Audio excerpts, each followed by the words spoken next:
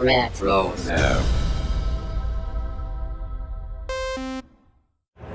Hi, this is Emily Swallow, the Armorer in The Mandalorian. You're listening to Dennis and Jay on Podcast Stardust. This is the way.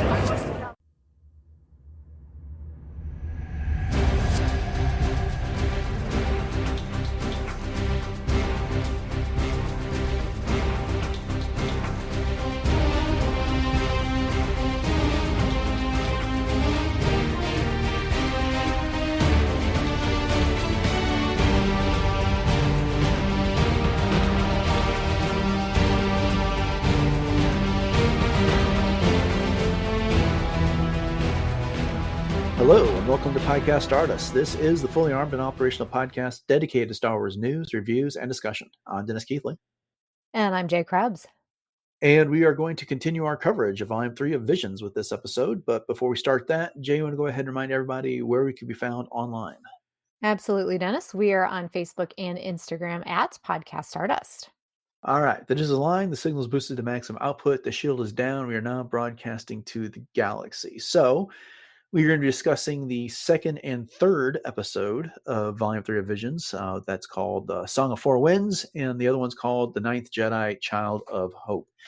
And just a note, if you go to StarWars.com and you look at the episode guides, after this, they get some of the episodes out of order compared to how they're listed on Disney+. So at any rate, hope that doesn't confuse anybody. But we will kick it off with our discussion of the Song of Four Winds. I'll just say this as a kind of a kickoff to this whole conversation. They didn't do any of these episodes a favor by showing them to us after the Duel Payback, as far as that's concerned.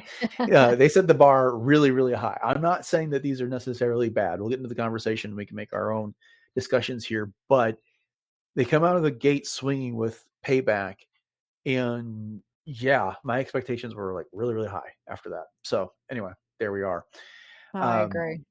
Yeah, so this first one is Song of Four Winds. It's by Studio Q, and it was directed by Hiroyasu Kobayashi. And a brief summary. This will be a full spoiler discussion if I hadn't mentioned that. So we got Krane, a warrior princess from a planet ravaged by the Empire, is scouting on the planet Jotes when she comes across a decimated village. She finds a Gagoran child inside that would later prove to be Force sensitive. Her scouting mission also reveals the presence of Imperial's mining coaxium. Using the innovative abilities of her astromech, she manages to destroy the Imperial mining operation, and the rebellion escapes from the planet. So what did you think about this installment of Volume 3 of Visions overall, Jay? Well, as you said, it's a little hard after seeing the Duel Payback, to want to continue with a lot of these. But, they all definitely have their own unique storytelling. And there's a lot of different themes and motifs that I think can definitely be related to directly to all kinds of things in Star Wars. We've got some different visualizations and that type of thing. I think that some of the design notes are a lot more direct, I guess you could say, as far as anime style is concerned. And I mean, it's visually striking. I think that's one of the strengths of it. It has a clear kind of emotional through line kind of thing, and it's unique, but it's unique enough to feel distinct from some typical Star Wars kinds of things. Yeah, I agree. There's a lot of things I like about this episode. As everyone can probably no doubt guess, it is inferior, as far as I'm concerned, to the Duel Payback, which was the first one we discussed. But I want to start off like at the top. The music in this.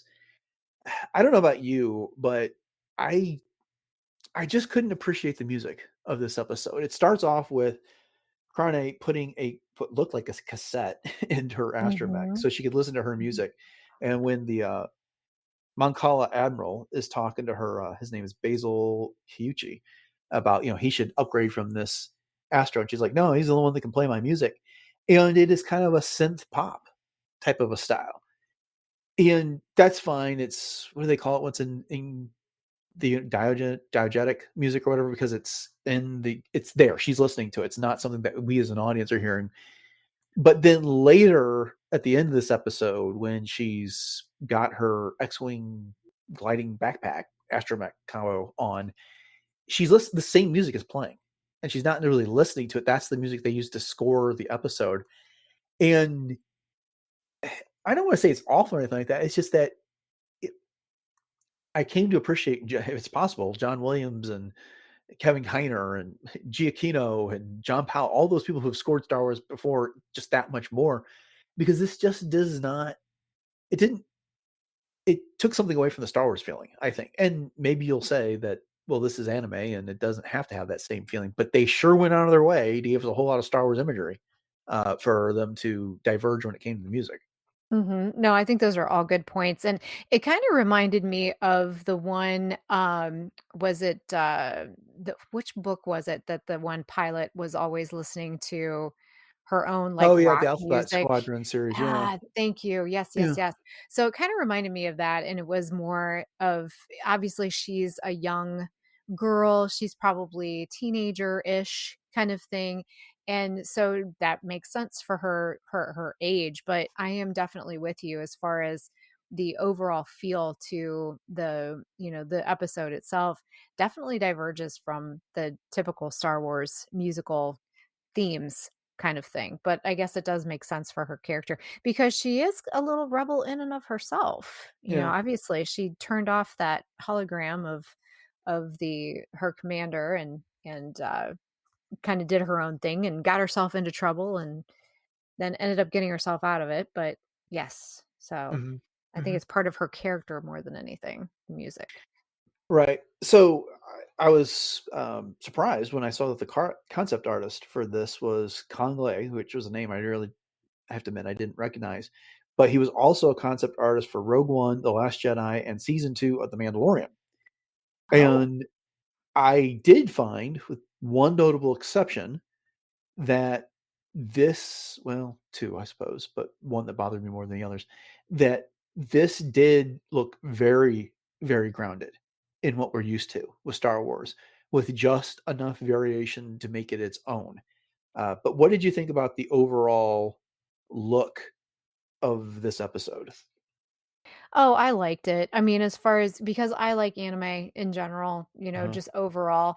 And I thought that it did a very nice job of, telling the story without it being too overly bearing on or, how do I want to say it? Reliance on the anime part of it Hmm. itself. And I thought that the colors and everything were beautiful. I mean, you get some of the Northern Lights kind of idea in there, but yet you still get again, the types of machinery like the AT-ATs and then things like X-wings and, S-foils and that type of thing.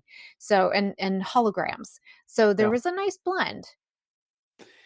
Yeah, no, when you talk about anime, you got a lot of different styles. I mean, this is a very Oh, different yeah. style than the Duel Payback, for instance, here. And for the most part, I liked it quite a bit. The Gigaran was the little kid whose name was Whoopas.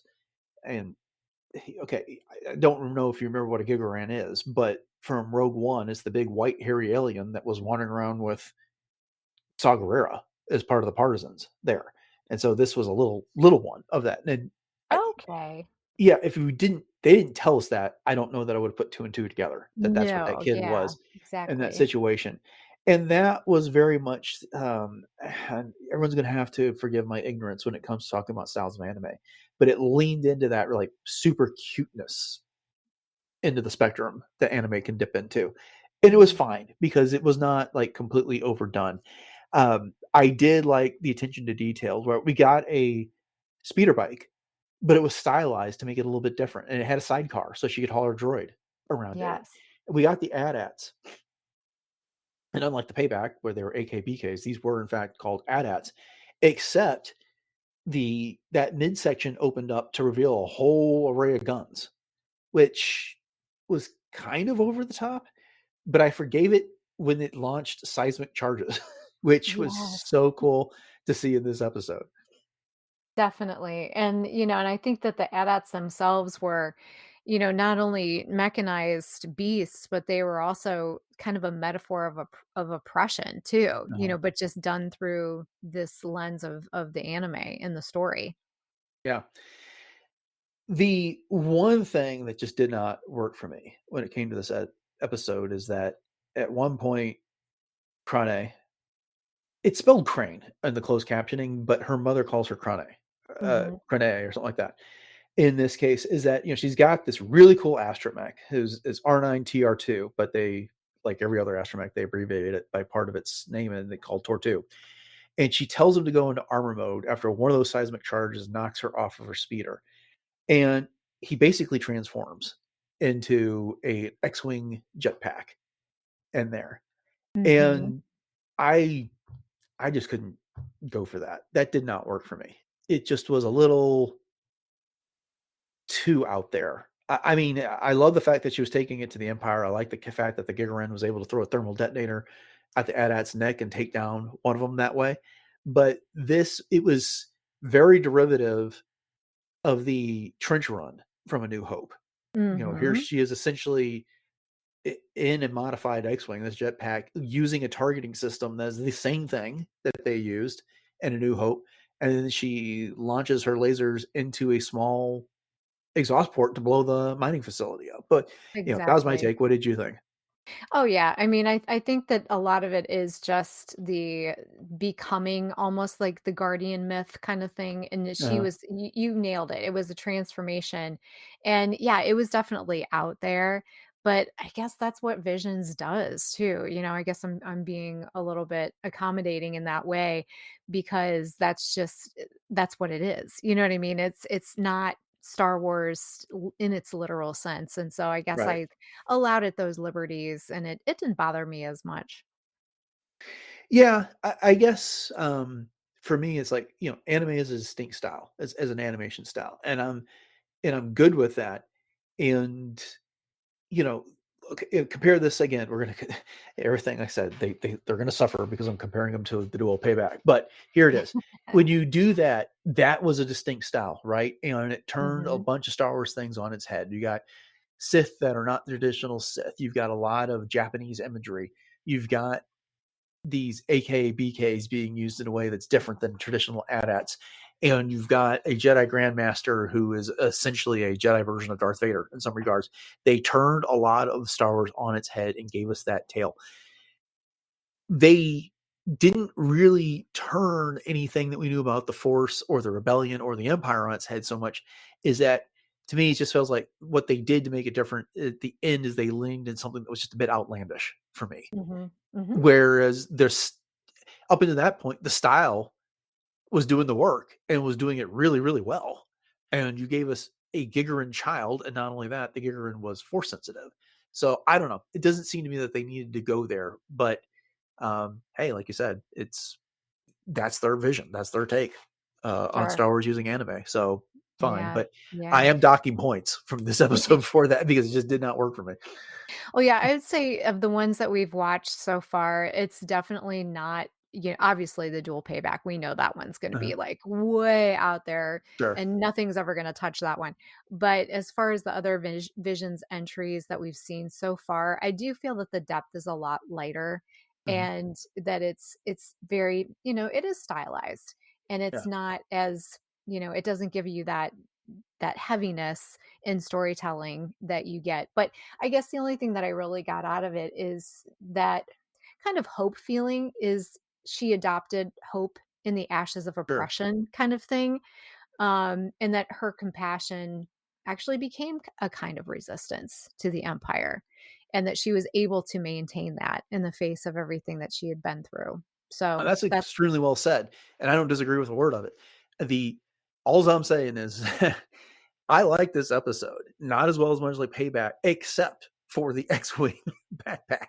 That just that just is, that's and fair. I'm not saying that you can't do. I mean, look, we've got Mandalorians that have jetpacks that fly around, and we had stormtroopers in the Rise of Skywalker. They fly now. They fly now. Yes, that Yeah. type of thing. And so we've seen backpacks like this, but it almost was like someone was cosplaying as an X-wing and Mm, took down an mhm, Imperial mhm. facility doing it. And I don't have anything against cosplayers, but it was it was just a little that part of it, that one part of it just did not work for me. And really, I otherwise liked everything about it. there. Mhm. So anyway, I mean, if Payback was an A plus, and it was, this is probably this would have been an A if it had not been for that. And I'm going to probably give it about a B Mhm. plus for that Mhm. reason. Mhm. Yep, I would give it a B. Yeah, Yeah. definitely solid B. Okay. All right. Well, then let's move on to the next episode, which is called The Ninth Jedi Child of Hope. And this is a sequel to The Ninth Jedi installment that we got from Volume 1 of Visions. This one is produced by Production IG. Just a brief summary following the events of The Ninth Jedi, Kara, with the aid of Juro and Ethan and another Jedi whose name I couldn't get the name of, searches for her father after he was abducted by the Empire. While pursued by Jedi hunters, Kara is separated from her ship, but she finds a mysterious base run by Teto, a small droid devoted to his ill master suspended in Bacta. As Kara's allies search for her, the bandits or the bounty hunters close in on Kara. Teto, realizing that his master has passed on, sacrifices himself to help Kara escape to safety. So, what did you think about this one overall?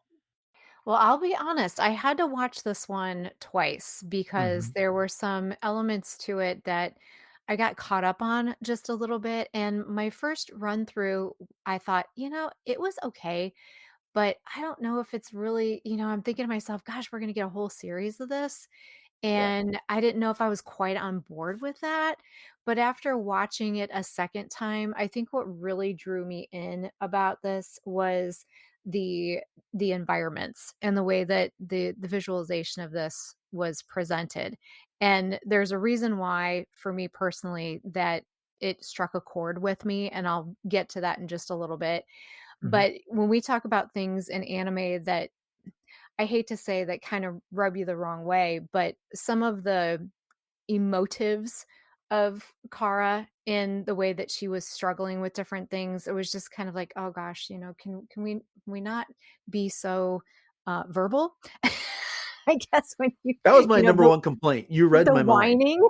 Yes, you read my. I've been sitting here biting my lip because I wanted to jump in and say that, and you read my mind in that regard. It's Okay, the so I'm not the only one. no, that is one of my. Again, I know there's a spectrum of styles in anime, but one of them, and again, I don't know what you would call it. Anytime there's a young woman, and sometimes it's any woman that's on screen, they cannot move. And I like the way you put it, without that emotive noise coming. Mhm. And why? The men don't do that. Right, They exactly. might grunt occasionally, but it's a whole lot less of it. And it just doesn't, it seems unnecessary. And I don't know what it does to enhance anything in I the episode agree. there. All right. But I cut you off. What was your rest of your thought? No, you're fine. So what I was gonna get into was the whole for me the thing that clicked was, and I don't think that you've ever seen this, and probably not a whole lot of our listeners have, but there was a whole series that was put out by and I actually had to look it up because I thought, oh, I wonder if Production IG actually did this series as well. But it is Madoka Magica, and it's actually the whole title is Puella Magi Madoka Magica, but it's about magical girls and it's an anime. Uh-huh. And what I love about it, and this was Shaft Studios, is what I figured out, is that there's the mood and the visual atmosphere is just so strikingly similar, and that you almost feel like in some ways you've stepped into a dream or maybe like a nightmare. And Production IDG does this pretty powerfully, but in a more grounded kind of mythic way, Hmm. because you get almost like that 3D feel to some of the scale in some of the scenes. And I loved that about this. And so that was for me, the visual atmosphere really is what stood out, because it's more than just, the lightsabers and the mythos and that type of thing. And so the Ninth Jedi does a really great job with these echoing temples and almost like a steampunk feel. And it reminded me a lot of the Magical Girl like Labyrinth, but instead of what you would see in Madoka Magica, you see Jedi relics and starships, and it's still haunting and kind of beautiful. So that for me, even more so than the story, was what hooked me into this particular Visions episode. Hmm. I just got to come and say it, this episode disappointed me. I liked, and I should have gone back and rewatched it before I watched this, but I liked the original Ninth Jedi. It was, if Mhm. my memory serves, it was one of my preferred episodes of Volume 1 of Visions. and to kind of pick up on what we were saying about this episode with and the Song of Four Winds is that I don't need you to take all the imagery off the film cell from a Star Wars movie and put it here in your anime.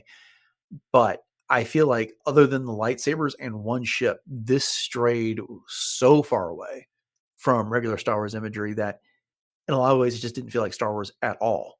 Mhm. And it's one thing if we say that, hey, we are handing over our IP to this anime studio and we want to, see what their vision is with it. Well, it almost feels like they just took the name Star Wars and wrote their own story, without really paying that much attention to the source material here. Because Carr didn't Mhm. have to be Jedi. None of them had to be Jedi, in this situation in order to tell this story. I don't feel like they really. I mean, they could have been talking about key powers, for the way that this went out. So yeah, there's that. We covered the whole bit about the emotive noises that Carr was making, and then Teto, the droid. I could not stand this droid at all. Um, he was a combination of C-3PO, Wally, and Dobby. I like Mhm. C-3PO. I like Wally. I cannot stand Dobby from Harry Potter. But the inconsistent way he spoke in third person throughout the whole thing, you know, you help Tito see Tito's master, and then switching to the first person without any consistency. And maybe that's just a language translation problem. I don't know, but I knew at the end of this that my opinion was solidified when I was not really moved that Teto sacrificed himself to power up the escape pod so it could go away and then set off the self destruct to take out the base with all the Jedi hunters on board. I was almost more relieved that that character was gone. And I I don't want to be too harsh because this is someone's work and stuff like that, but it just didn't work for me. I mean, I'm with you. I'm now a little bit worried about the Ninth Jedi series coming out next year. When I first heard about that, I had really high expectations and hopes for it. But after this, I'm just I'm indifferent, I suppose. I don't know. Mhm. No, I'm with you, and I was not a big fan of Teto either. Hmm. I'll put that out there, and you know me, I love me the droids, Hmm. so this one just kind of fell short for that. So, I'm hoping that maybe that this as far as the story goes, I didn't think it was very strong. Like I said, personally love the visualization that they showed in here. It was not very Star Wars, but it still sucked me in. Hmm. But I'm hoping that this is more of a placeholder than anything else because we both pointed out, I don't know about this as a series. Now, give us the Duel, give us the Ronin any day of the week. Like we need a series on that one for sure. Yeah. Yeah. 100%. I found it interesting. The Car has a flashback to when she was a smaller child, and her father, who I believe was voiced by Simu Liu, was training her, or he was doing some force exercises, and she was getting aggravated. It wasn't working, and she has very large doubts about her progress.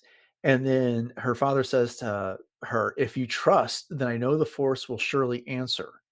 It kind of building up her confidence. And her response is, "Okay, I'll try." And Mm, I was like, "And say it." say it. Do or It do not.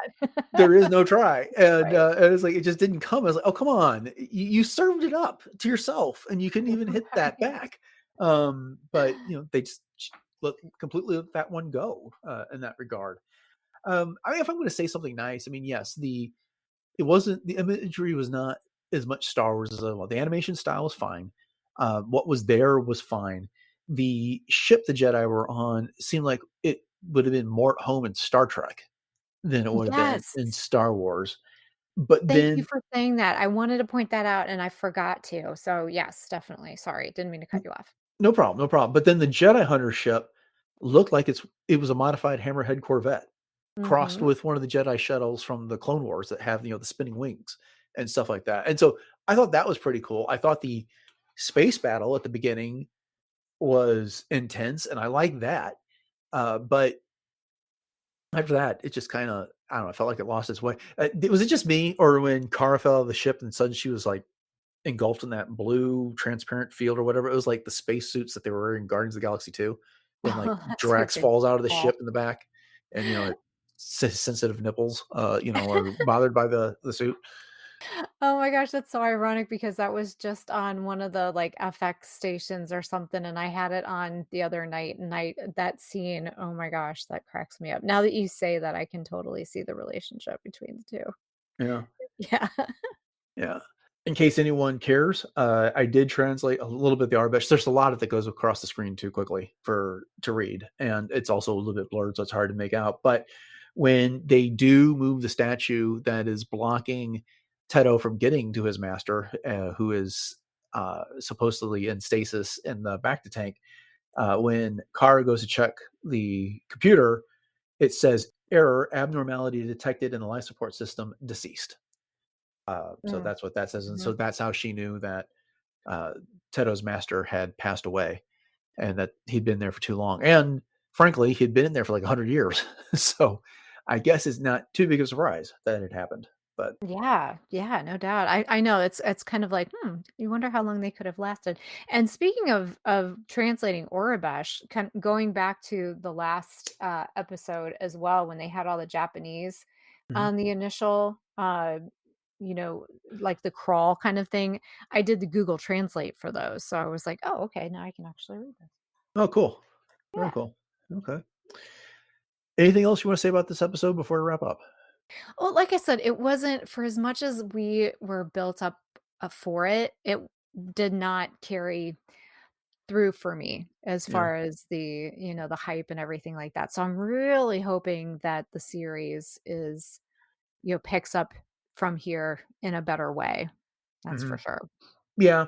Again, if I'm ranking them, then of the episodes we've discussed so far, the Duel Payback A plus number one.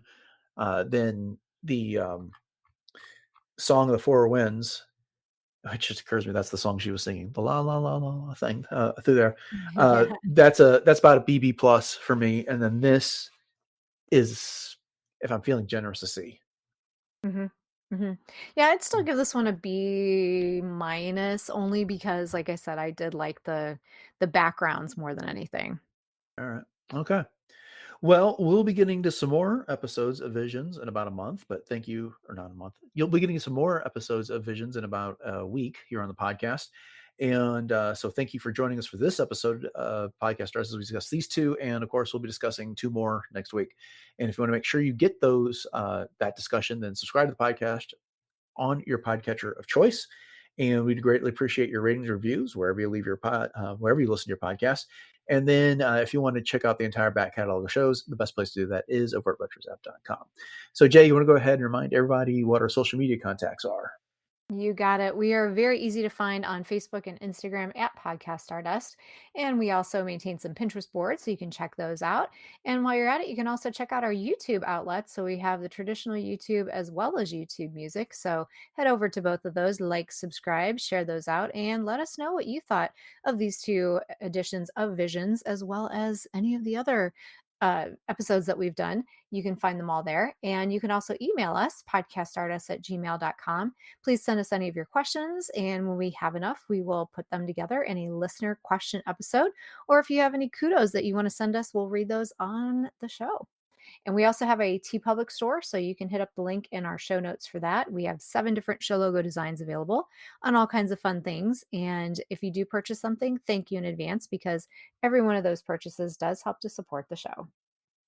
All right, upcoming on the show on Wednesday, we have part 11 of our Revenge of the Sith series. So make sure you come back for that.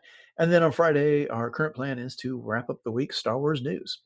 So thanks for listening to episode 966 of Podcast Stars, everyone. Have a great week. And until next time, the Force be